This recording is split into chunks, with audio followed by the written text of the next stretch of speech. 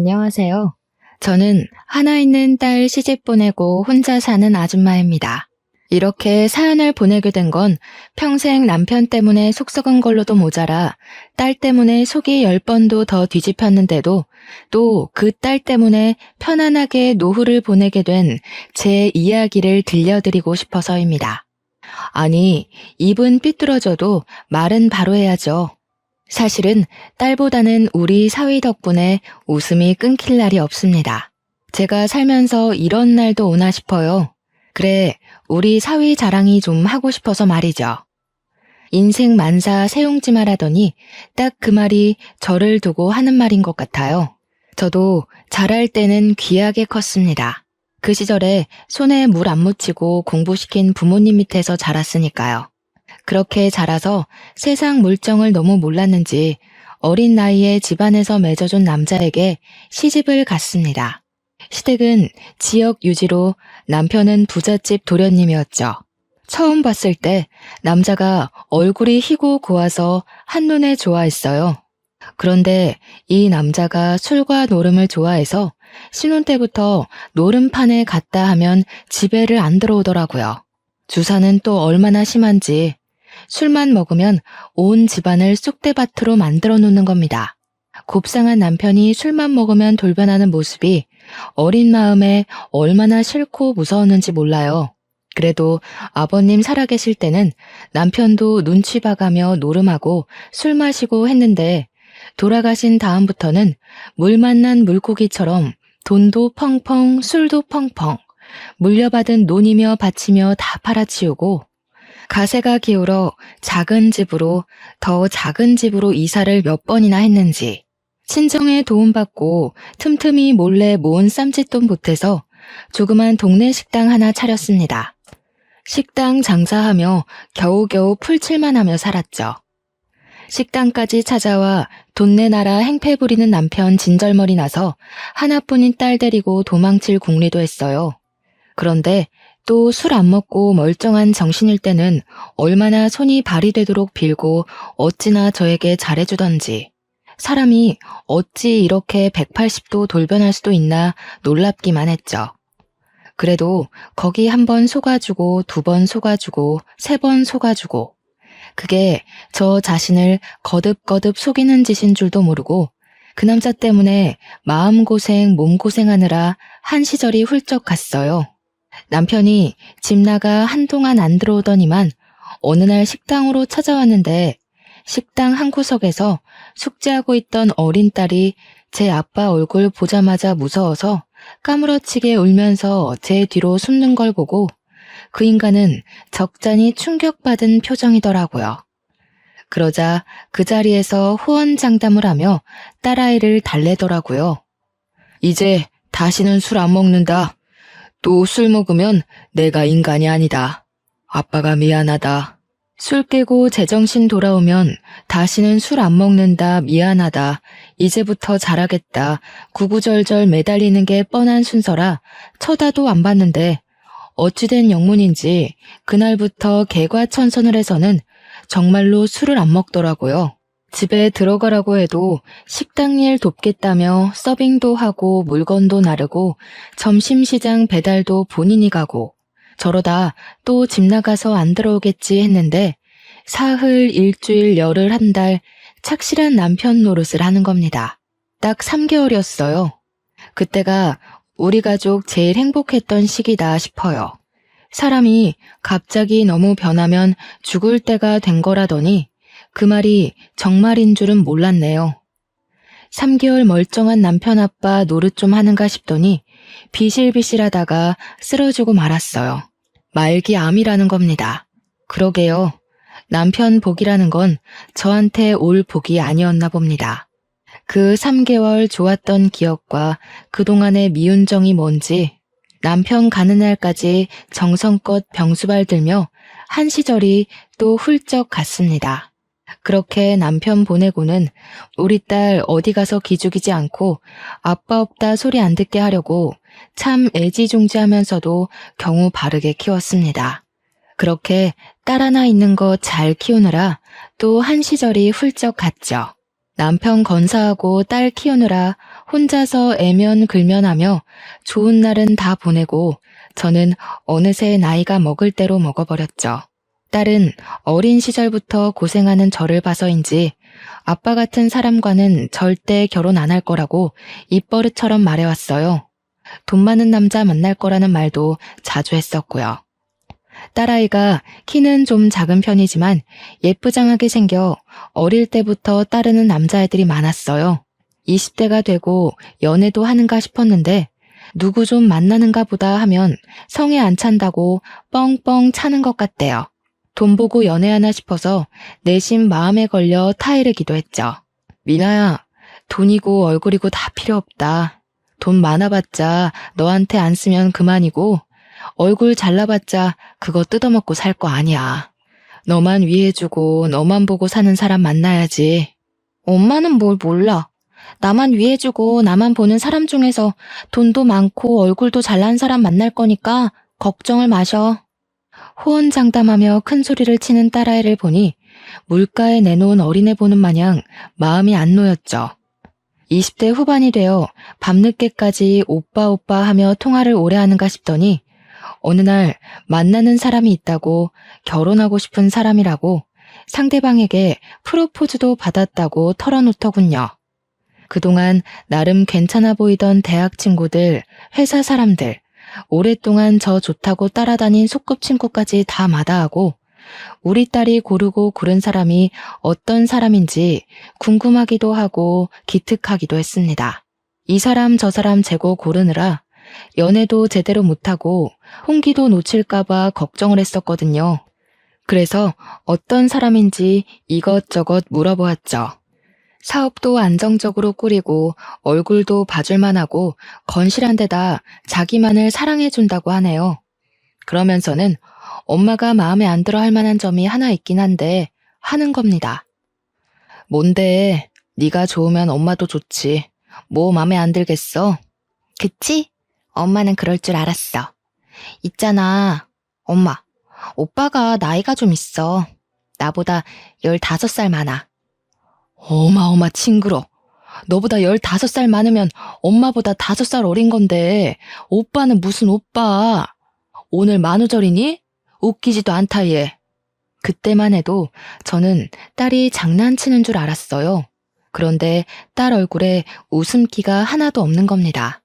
저는 콧방귀를 끼며 웃다가 딸 얼굴을 보니 이게 장난이 아닌 거예요. 저도 정색하며 정말이냐고 물었죠. 딸애가 고개를 끄덕이더니만 또 하는 말이 가관이었습니다. 그리고 오빠가 한 번 갔다 왔대.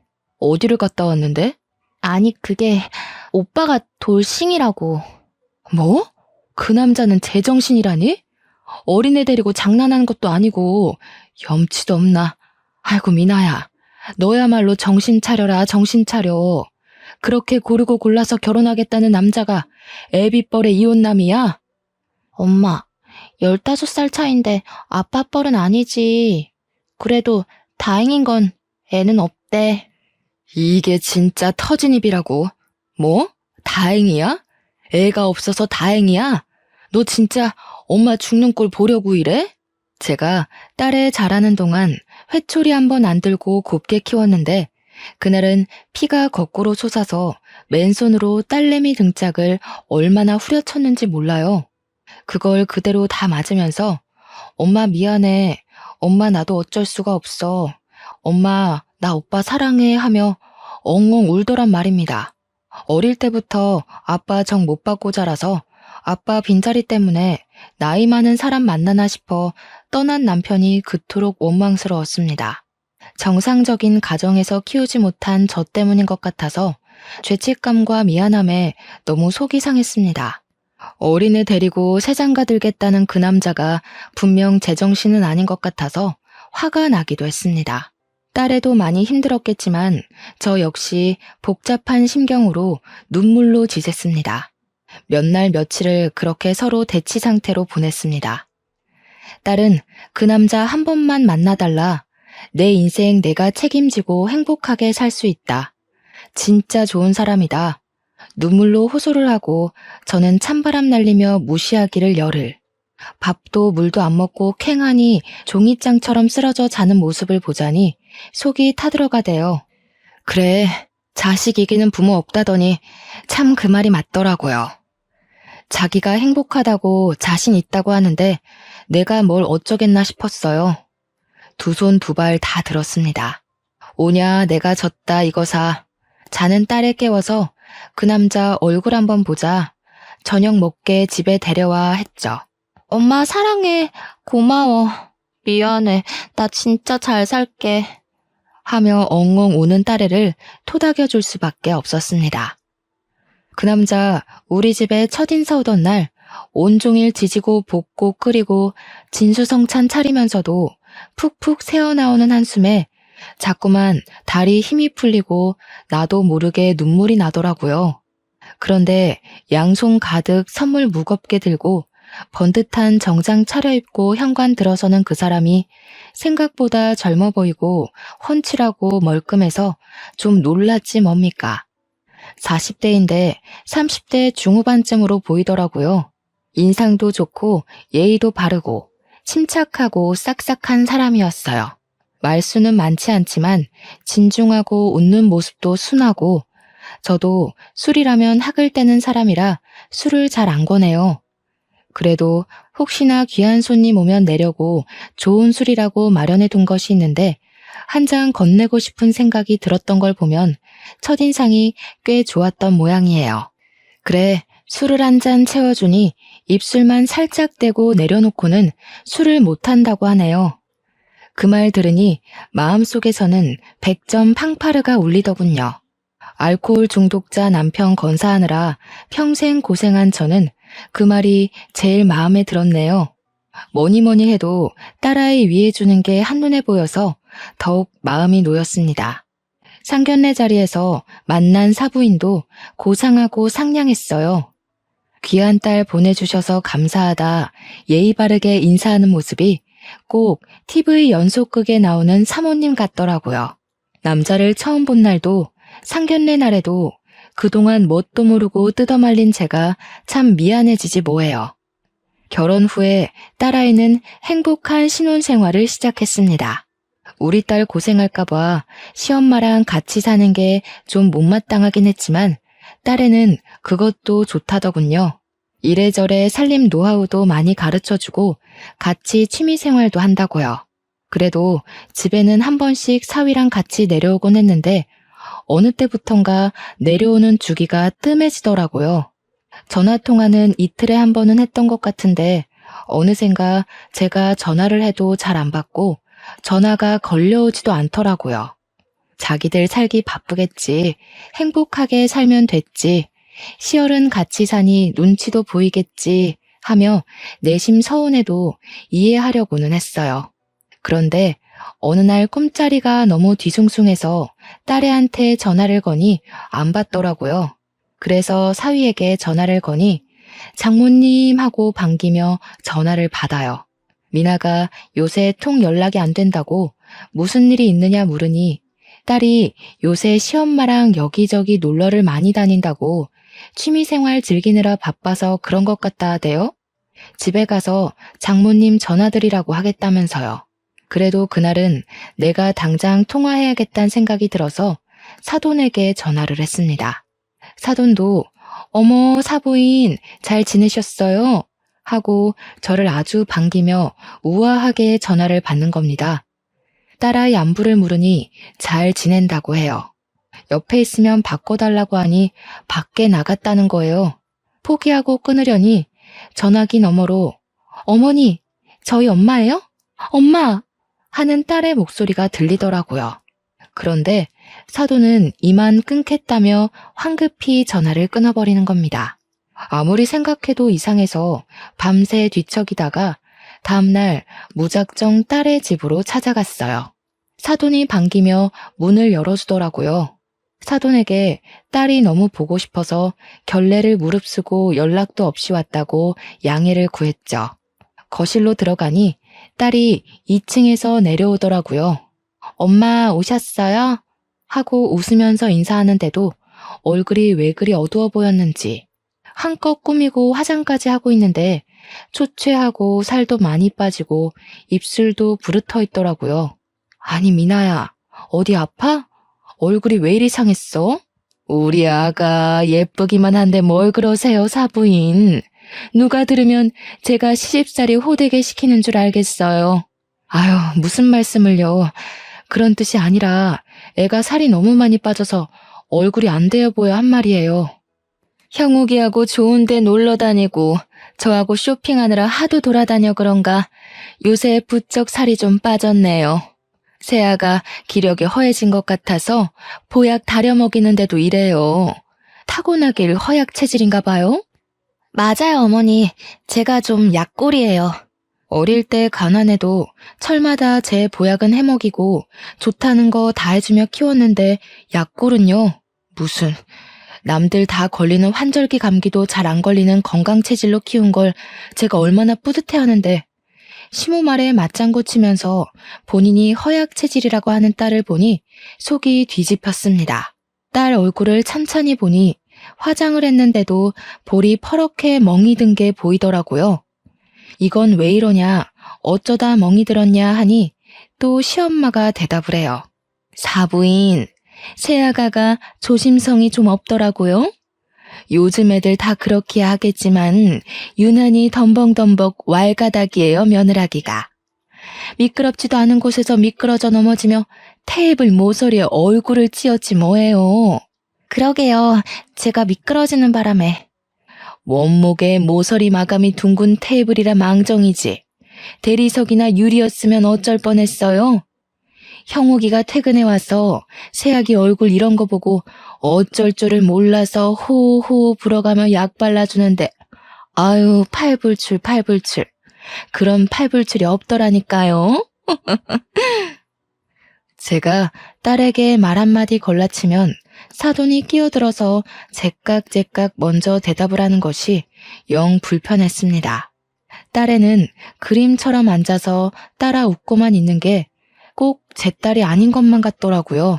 거실에 앉아 차 한잔하며 이런저런 얘기를 나누는데 옆에서 딸아이가 사과를 깎더군요.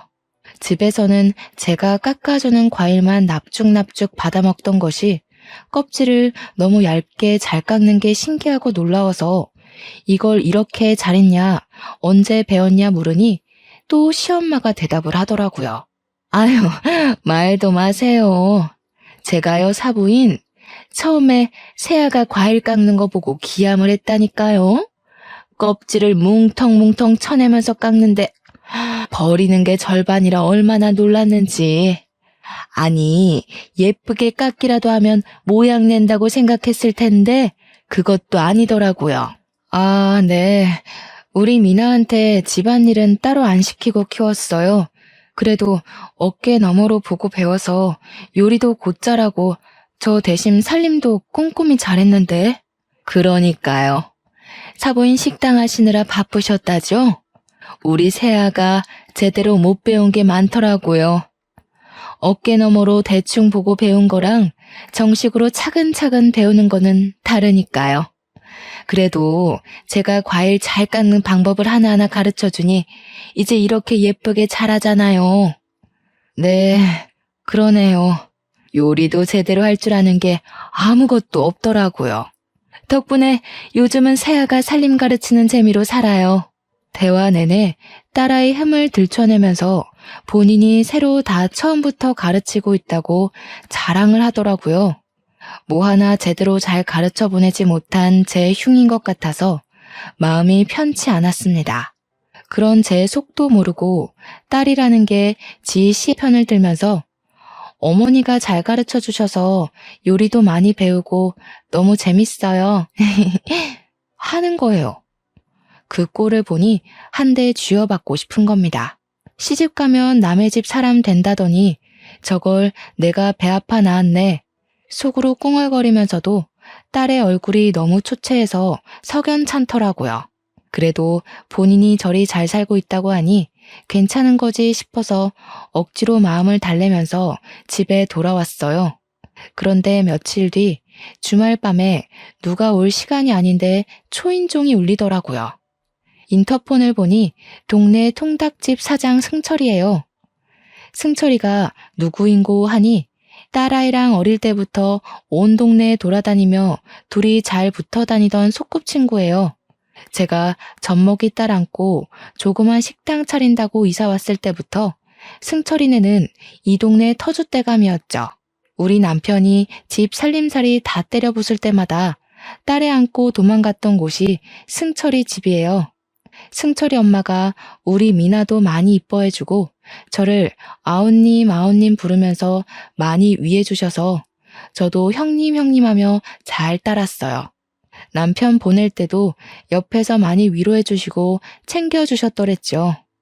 승철이가 고등학생 때 우리 딸한테 좋다고 고백했다가 차인 걸로도 동네에서 유명했어요.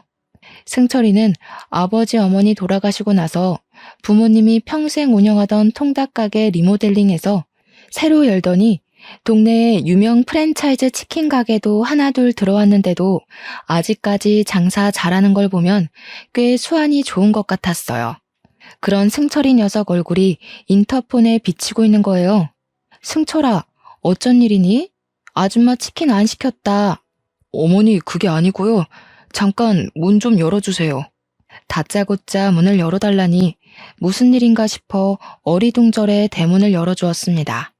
그러고는 현관문을 열고 마당으로 나가보니 승철이가 우리 딸 미나를 업고 들어오고 있는 겁니다. 미나는 맨발로 승철이 등에 엎인 채로 울고 있었습니다. 눈앞이 하얘지더라고요. 이게 무슨 일이야? 미나야, 이게 무슨 일이야?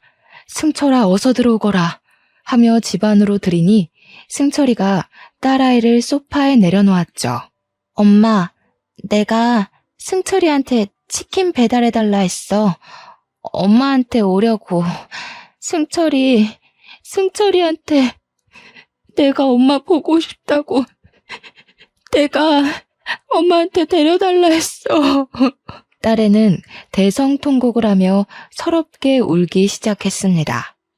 이게 대체 무슨 일인지 며칠 전만 해도 행복한 결혼 생활이라고 좋아하던 우리 딸애기가 왜 이런 몰골로 동네 소꿉친구한테 엎여와서 제 앞에서 이렇게 울고 있는지 아득해지는 정신을 부여잡고 딸애를 토닥였습니다. 1시간 가까이를 울음을 쏟아내다가 제 풀에 지쳤는지 흐느끼며 넋을 놓고 앉은 딸애를 보니 무슨 일이 있어도 단단히 있구나. 나도 마음을 단단히 먹어야겠구나 싶어지는 겁니다. 따뜻한 보리차를 내려 딸아이가 한 잔 다 마실 때까지 기다렸습니다. 미나야, 방에 보일러 틀어놨다. 오늘은 일단 따뜻하게 자고 내일 엄마랑 얘기하자. 승철아, 아줌마가 정신이 없어 너를 그리 세워뒀다. 고맙다. 조심히 들어가라. 아니에요, 어머니. 저 가볼게요. 무슨 일 있으면 꼭 연락 주세요. 미나야, 나 갈게.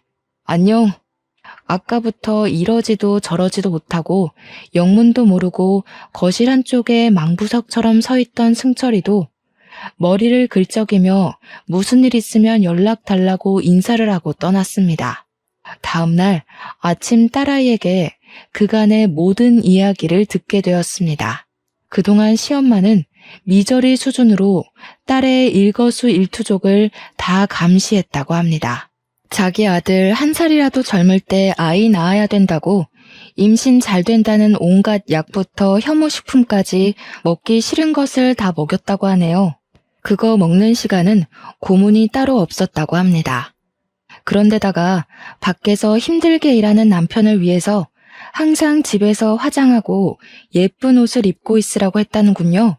게다가 결벽증 때문에 온 집안에 먼지 한 톨이 있으면 용납을 못하고 정리수납 전문가 수업까지 들으라 했다네요.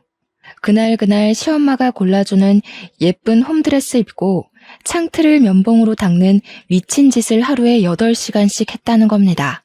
이 정도면 정신병자 아닌가요?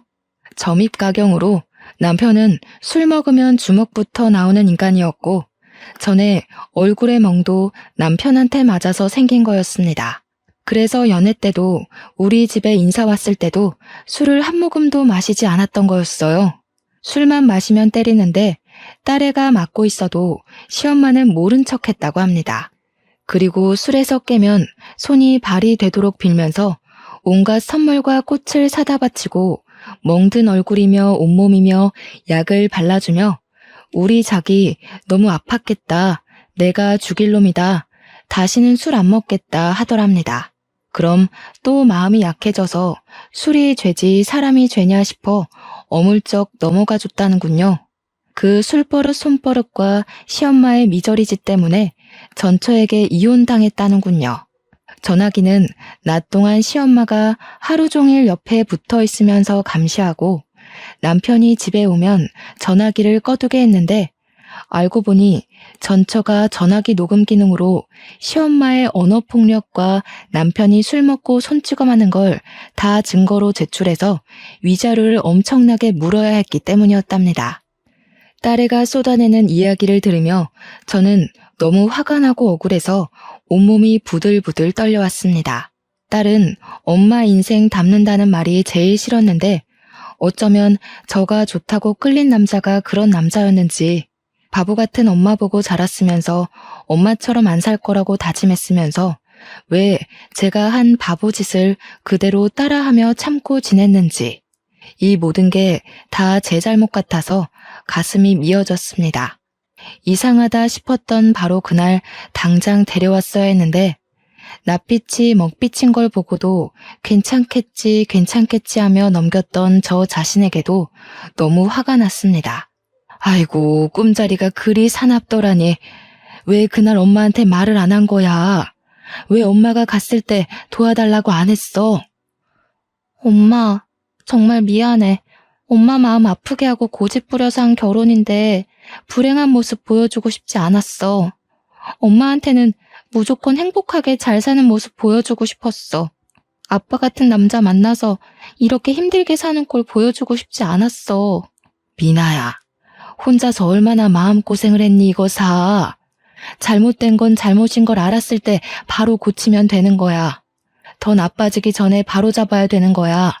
엄마는 못했지만 너는 해야지. 엄마. 그날 엄마 얼굴 보고 나니까 도저히 이렇게 더는 못 살겠는 거야. 너무너무 우리 집에 돌아오고 싶은 거야. 그래서 거기서 어떻게 탈출할지 몇 날을 고민했어. 딸애가 며칠을 고민해서 생각해낸 방법이라는 것이 옛날에 먹었던 동네 통닭을 야식으로 꼭 먹고 싶다고 시모에게 말했다는 겁니다. 그 정신병자 같은 시모는 모든 식사와 간식을 수제로 집에서 만들게 하는데 딸이 정말 맛있는 통닭이라고 어디에서도 못 먹어보는 맛이라 본인이 도저히 만들 수가 없다고 한번 어머니가 드셔보시고 양념 비법을 찾아내서 가르쳐 주시면 다음부터는 본인이 만들어 보겠다고 그렇게 오버를 하면서 며칠을 통닭 노래를 불러대니 그럼 한 마리 시켜보라 했다는 겁니다. 딸이 이때다 싶어 승철이 핸드폰으로 전화를 걸어서는 어색하게 존대하며 그 먼 곳까지 치킨을 시키니 이상하게 여긴 승철이가 눈치 빠르게 미나야 무슨 일이야? 지금 데리러 갈까? 하더랍니다. 그래서 딸애는 네 조심해서 와주세요 하고 전화를 끊었다고 합니다. 승철이가 1시간 20분이 걸리는 거리를 오토바이로 달려가 인터폰을 누르자마자 딸애는 대문까지 맨발로 달려나가서 그 길로 승철이 오토바이를 뒤에 타고 집까지 온 거였습니다. 얼마나 끔찍하고 절박했으면 외투는 고사하고 신발 하나 꿰어 신을 정신도 없이 맨발로 그 길을 달렸는지 얼마나 일거수일투족을 사사건건 감시했으면 전화 한 통 제대로 하지 못하고 혼자 밖에 한번 나가지를 못하고 탈출을 계획해야 했는지 감금 생활도 그런 감금 생활이 없었습니다. 이야기를 모두 들은 후 그 길로 딸애를 데리고 병원에 가서 진단서를 끊고 가정폭력 신고를 했습니다. 경찰에 신변보호 요청도 했어요. 그리고 이혼소송 준비에 들어갔죠. 저는 그냥 맞고 살았고 자식 보며 참고 부모 생각해서 참고 세상에 눈이 무섭고 이혼녀 딱지도 무서워서 참고 미운정으로 살며 그 사람 가는 길까지 보살폈지만 이제는 세상이 바뀌어도 한참 바뀌었잖아요. 딸의 이혼 준비하면서 수십 년 전 제가 못했던 이혼을 대신하는 기분이었다면 사람들이 웃으려나요? 희한하게 그런 심정이더라고요. 제 이혼 준비하는 기분이요. 이혼 소송은 생각보다 쉽지가 않았습니다. 아시다시피 가정폭력으로 이혼하려면 배우자의 유책 사유를 입증해야 하잖아요. 그런데 상대방이 전처와 이혼할 때 증거를 너무 많이 남긴 탓에 재산 분할이며 위자료며 엄청나게 보상해준 경험 때문에 두 번째 결혼 생활에서는 철두철미하게 증거를 안 남긴 겁니다. 딸에는 그동안 핸드폰을 거의 사용할 수 없었으니 폭력이 발생해도 신고할 수도 녹음할 수도 없었고 상처 사진을 찍을 수도 없었고 병원에 가서 진단서 한 장 끊을 수도 없었으니까요. 가정폭력으로 신고를 한 탓에 경찰 조사에 응해야 했던 상대 쪽은 열이 받을 대로 받았는지 엄마와 아들이 둘이서 돌아가며 제 핸드폰으로 전화를 해댔습니다. 그냥 무시하며 받지 않다가 욕이라도 한바탕 퍼부어주려고 전화를 받았습니다. 그 미저리 같은 엄마더라고요. 사부인, 왜 이리 전화를 안 받으셔요? 그간 건강히 잘 지내셨고요? 그나저나 우리 며느라기 친정에 있는 거 맞죠? 그 짓거리를 하고도 고상한 척하는 꼴이 아주 역겨워 죽겠네. 어머나 깜짝 놀랐네. 어쩜 사부인 말씀이 과하시네요. 당신들 내 딸한테 몹쓸 짓을 하고 무슨 좋은 소리라도 들을 줄 알았어요? 몹쓸 짓이라뇨. 사부인 오해가 깊으신 것 같아요. 우리 딸 온몸에 멍투성이가 돼서 왔는데 이건 뭘로 설명할 건데? 당신 아들이 우리 딸 폭행해서 성한 구석이 없는데 당신 아들 김영욱이 술만 먹으면 우리 딸을 때렸다는데 엄마라는 사람이 그걸 그냥 보고만 있었어? 아유, 애들이 사랑 싸움 좀 한 걸 가지고 유난이시다. 사부인, 애들이 한번 다투고 나면 금슬이 또 더 좋아지고 그렇습니다. 평생 과부로 사셔서 잘 모르시나 봐요. 그 말에 꼭지가 돌아버려서 저는 앞뒤 안 가리고 욕을 퍼부어줬는데 상대가 마지막에 하는 말이 가관이었습니다. 아유, 천박해. 전화 통화하는데도 썩은 냄새가 나는 것 같네. 나도 당신 딸 별로였어. 얼굴 좀 반반해서 이세 잘 나오겠다 싶어 오냐오냐 받아줬더니 애 낳을 젊은 여자애는 또 돈으로 사면 그만이야. 별꼴이야 정말. 상종할 가치도 없는 인간이었던 겁니다. 그걸 그제야 알게 된 거죠. 그 후로 완전히 그 집 전화는 차단을 해버렸어요. 그랬더니 그 집 아들이 술을 먹고 찾아와서 초인종을 터져라 눌러대는 겁니다. 처음에 그놈 얼굴이 화면 가득 들어찬 인터폰을 보고 저와 딸은 놀라서 까무러칠 뻔했습니다. 신변보호 요청을 했는데 어찌 집 앞까지 왔는지 모를 일이었습니다. 그만 돌아가게. 자네랑 할 말 없네. 염치가 없어도 유분수지. 여기가 어디라고 와? 장모님, 제발 문 좀 열어주세요. 저 미나 보고 싶어 죽겠어요. 니놈 목소리 듣기도 싫으니 썩 꺼져. 인터폰을 끄면 또 벨을 누르고 끄면 또 누르고를 수차례 하다가 끝까지 문을 안 열어주니 한동안 조용하더라고요. 이제 갔나 보다 싶어 안도하려는 찰나 담을 뛰어넘어 들어왔는지 쾅쾅쾅쾅 하며 현관문을 두드려대는 거예요. 저는 수십 년이 지났어도 가정폭력 피해자로 오래 살았던 세월 때문에 작은 소리에도 크게 놀랍니다. 트라우마가 돼버렸는지 아무리 마음을 담대하게 먹으려 해도 이건 고쳐지질 않더라고요. 근데 이놈이 미친 듯이 현관문을 두드려대니 제 심장도 터질 것만 같았습니다. 벽돌이라도 들고 와서 깨부수는지 문 손잡이를 내리치는 소리가 들리는데 문이 덜컥덜컥 곧 열릴 것처럼 그러더라고요. 신고한 지 한참이 지난 것 같은데 경찰은 왜 안 오는지, 무슨 일이 나도 나겠다 싶어 커튼 봉 빼놓은 걸 찾아 양손에 꼭 쥐고서는 딸아이에게 방에 들어가 있으라 했는데 말을 안 듣는 겁니다. 그놈이 딸의 이름을 부르며 당장 나오라고 집에 가자고 고래고래 악을 쓰는데 난리도 그런 난리가 없었죠. 그러다가 현관 위쪽이 불투명 유리로 돼 있는데 그걸 와장창 깨버리더니 깨진 유리 너머로 손을 불쑥 집어넣어서 문 손잡이를 돌려 여는데 어찌나 공포스럽던지 현관문을 열어 젖힌 그놈이 술 냄새를 풀풀 풍기면서 휘청거리며 소리치더군요. 장모님, 사위가 문 좀 열어달라는데 왜 문을 안 열어주냐고요. 저 미친놈이 오지 마라 이놈아. 이놈아, 썩 꺼져라. 장모님, 아니 왜 몽둥이를 들고 계세요? 그걸로 저 치시려고요? 당신 왜 여기까지 와서 행패야. 제발 돌아가. 그러니까 여보, 집에 가자고. 당신만 집에 오면 다 해결되는 거 아니냐고. 어딜 감히 들어와? 그놈이 제 딸에게로 달려드는 걸 제가 앞을 막고 서는 바람에 그놈 손에 맞을 뻔했습니다.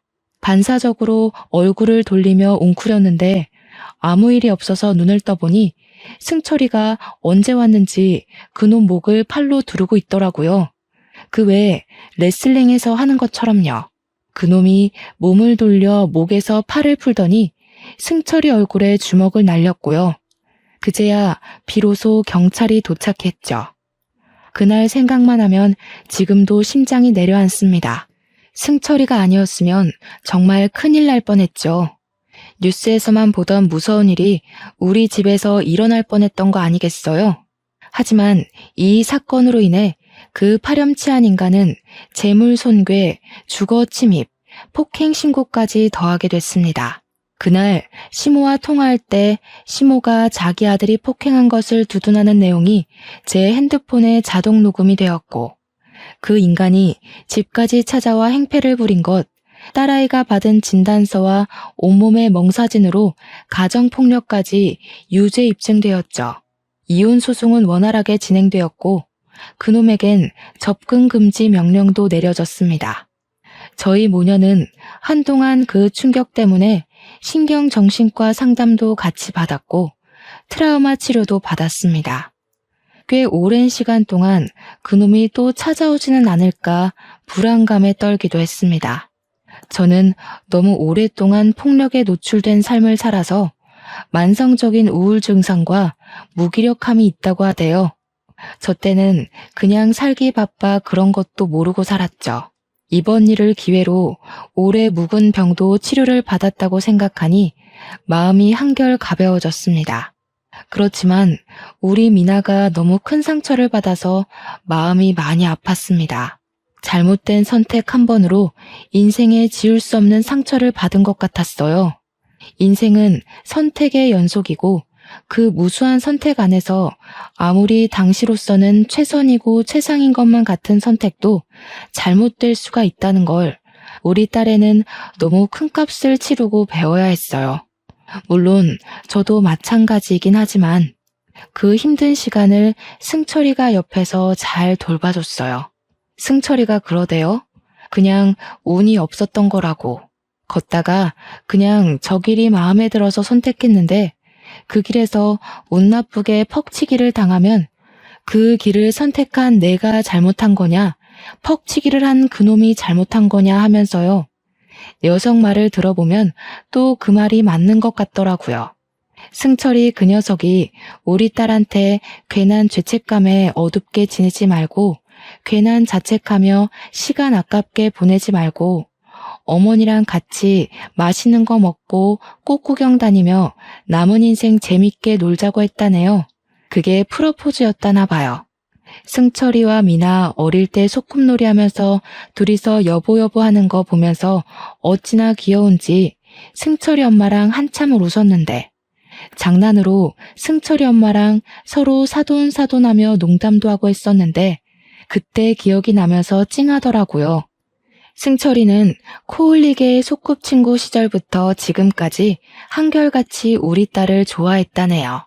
고등학생 때 고백하고 차인 뒤로 마음 접은 줄 알았는데 우리 미나 시집갈 때 혼자서 많이 울었다 하대요. 제 딸은 그렇게 오랫동안 자신을 짝사랑해준 승철이와 재혼을 했습니다.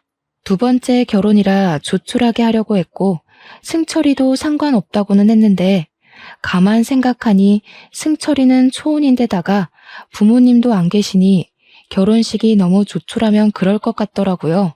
그렇다고 우리 형편의 성대한 결혼식까지는 아니더라도 남들 하는 만큼은 하기로 했습니다. 승철이는 얼마나 인생을 잘 살아왔는지 초등 동창에서부터 통닭집 단골 손님까지 하객이 어마어마하게 왔더라고요. 딸아이는 재혼이라 하객 2번 부르기 미안하다고 하는 걸 승철이가 이왕 남들처럼 하는 거 제대로 하자며 2번 하는 만큼 2배로 더 잘 살겠습니다. 또 와서 꼭 축하해 주세요. 저도 2배로 축하드리겠습니다. 하라고 했다네요. 참 넉살도 좋은 사위입니다. 딸네 집에 가면 둘이서 아주 깨가 쏟아집니다. 이렇게 예쁘게 사는 걸 보니 마음이 푹 놓이더라고요. 하루는 딸애한테 제가 말했죠. 거봐, 엄마 말이 맞지? 돈이야 처자식 안 굶길 정도면 되고 얼굴 먹고 살 거 아니니 아무 상관없다고. 남자는 돈도 얼굴도 됐고 나만 바라봐주는 마음 하나 봐야 된다고. 엄마, 아니거든? 우리 남편 잘생겼거든? 내가 그 얼굴 보면 반찬을 안 먹어도 밥이 꿀떡꿀떡 넘어가거든. 완마야, 얘 좀 봐라. 학생 때 유서방이 너 좋다고 할 땐 못생겨서 싫다더니? 엄만, 언제적 얘기를 하고 있어 진짜? 그래, 네 눈에 잘생기면 그걸로 됐다 야. 그리고 엄마, 우리 남편 돈도 엄청 많거든? 넘치게 많아서 당황스러울 정도거든? 내가 먹여 살리려 했는데 웬일이야? 알고 보니 승철이가 알부자였습니다. 배달 오토바이나 타고 다니고 후드티에 슬리퍼나 끌며 동네 백수처럼 다니면서 남들 눈에는 돈 있는 티를 안 냈는데 그동안 통닭 튀겨 모은 종잣돈으로 투자를 아주 잘했다고 하네요. 덕분에 2년도 안 되어서 투자금의 10배를 벌었다고 합니다. 현금 20억에 노른자위 건물까지 가지고 있더랍니다. 딸이 어릴 때부터 노래 부르던 대로 돈도 많고 얼굴도 잘났고 자기만 봐주는 남자와 결혼을 하긴 했네요. 그런 줄을 모르고 결혼을 했다는 게 참 재미있지만요. 딸내는 결혼 후 2달 뒤에 사위가 청약한 새 아파트에 신혼살림을 차렸습니다. 저를 모시고 같이 살고 싶다는 걸 너희들끼리 편하게 행복하게 살아라. 나는 혼자 살란다 하며 이런 지하에 거절했죠. 그랬더니 기어코 그 윗집을 웃돈까지 주고 사서는 저더러 가지라 하는 겁니다. 침대며 가구며 텔레비전에 냉장고, 세탁기, 건조기까지 다 채워주면서요. 못 이기는 척 윗집으로 이사를 왔어요. 지금은 딸내와 왕래하며 행복하게 지내고 있습니다. 제가 말년에 웬 호강인가 싶어요. 사위하고 딸하고 철마다 꽃 구경, 단풍 구경, 달마다 식도락 여행, 해마다 해외여행 같이 가고요. 어릴 때부터 한 동네 살고 딸과 서로 친구였던 터라 우리 집 사정 제 집처럼 뻔히 아는 우리 사위. 어머니, 젊어 너무 고생하고 평생 흘릴 눈물 다 흘렸으니 이제 다 잊고 남은 삶 동안은 웃기만 하고 사세요. 어머니 웃음은 제가 평생 책임집니다. 하며 너스레를 떠는 우리 사위. 사위 하나 잘 얻은 거 맞죠? 우리 딸 한 번 실패했지만 2번째는 2배로 잘 살고 있는 거 맞죠? 그러니까 볕들 날 없던 제 인생 이거 하나는 잘했다고 자랑해도 되는 거 맞죠? 저는 이제 더 바라는 거 없습니다. 여기서 더 바라면 도둑놈 심보게요. 그냥 고맙고 고마운 우리 사위, 돈이 많아서도 잘생겨서도 아니고 우리 딸 아껴주고 사랑해주니 고맙습니다. 이런 제 맘 하나 알아줘서 고맙습니다. 인생이 그런 것 같습니다. 고르고 고른 길을 걸어가도 누가 던진 돌에 맞을 수도 있고 우연히 접어든 길에서 느닷없이 꽃 선물을 받을 수도 있고 참 살아도 모르겠습니다. 돌에 맞으면 울고 꽃을 받으면 웃는 수밖에요. 그렇게 또 툭툭 털고 다시 열심히 걸어보는 겁니다. 그 다음에 또 돌에 맞을지 꽃을 받을지는 알 수가 없지만 열심히 걷지 않으면 아무것도 없으니까요. 제가 어릴 때 뭘 잘못해서 그 고생을 했는가요? 나이 들어 제가 뭘 잘해서 팔자가 편안해졌는가요? 아니거든요. 그러니까 여러분도 일이 잘 안 풀린다고 자책도 하지 말고 잘 나간다고 콧대 높이지도 말고 그냥 이번에는 운이 그러려니 하면서 열심히 한번 살아봐요. 그렇게 살다 보면 좋지 않은 날 와도 쉽게 툭 털고 그렇게 살다 보면 또 한 번쯤은 좋은 날이 오지 않겠습니까? 여러분들에게도 좋은 날이 오길 바라며 제 사연 마무리하겠습니다. 들어주신 여러분, 정말로 감사합니다.